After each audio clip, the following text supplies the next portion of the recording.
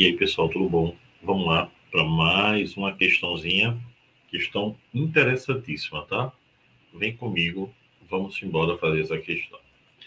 Um estudante de química realizou um experimento para investigar a velocidade de difusão do HCl e do NH3. Para tanto, colocou simultaneamente 2 chumaços de algodão nas extremidades de um tubo de vidro, como mostrado na figura abaixo. Um dos chumaços estava embebido na solução de HCl e outro na solução de amônia. Cada um desses chumaços liberou respectivamente o gás. No ponto de encontro dos gases dentro do tubo, formou-se, após 10 segundos, um anel de um sólido branco, que é o cloreto de amônio, né? Distante 6 centímetros do chumaço que liberava o HCl. Então, veja, 6 centímetros do chumaço que liberava o HCl.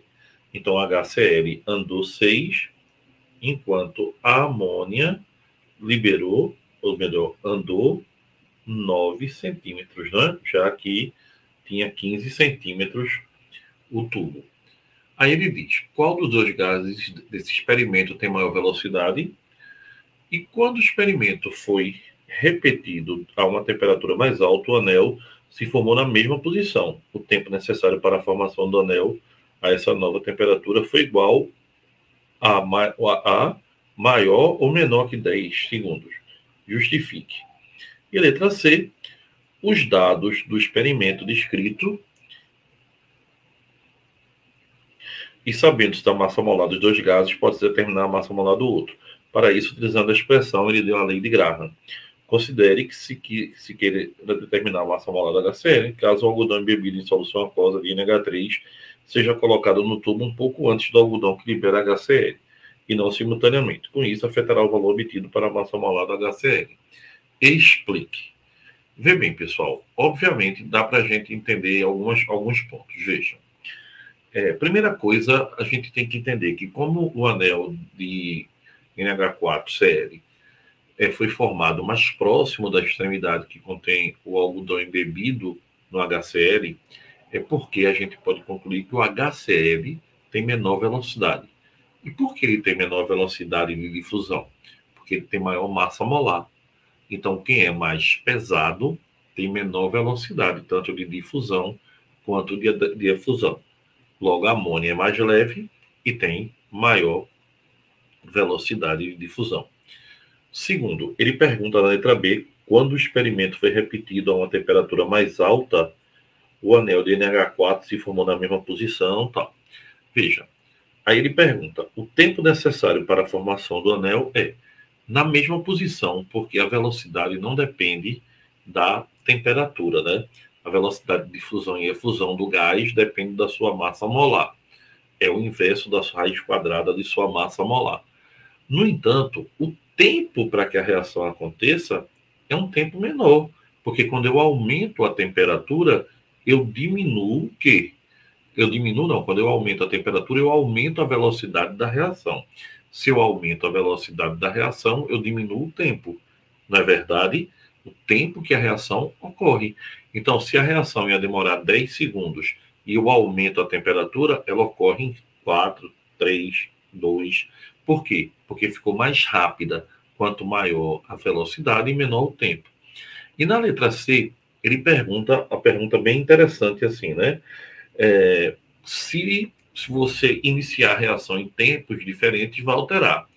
Pessoal, se o algodão embebido na solução de amônia for colocado no tubo antes do HCl, por exemplo, o anel de NH4 vai se formar a uma distância ainda mais perto do HCl, porque a amônia vai sair primeiro. Os dois saindo ao mesmo tempo, fica perto do HCl, fica quanto? Fica a 6 centímetros. Então, se eu colocar a amônia primeiro, a amônia já é mais rápida. Então, ela vai chegar quase em cima do HCl. Vai ser uma distância menor do que 6 centímetros. Então, pessoal, para resolver essa questão, é fundamental que a gente lembre disso aqui, ó, que a velocidade de difusão e efusão é o inverso da sua massa molar. Então, eu posso garantir a você que, como a velocidade do NH3 é maior do que a velocidade do HCl, porque ó, o HCl andou menos no mesmo tempo.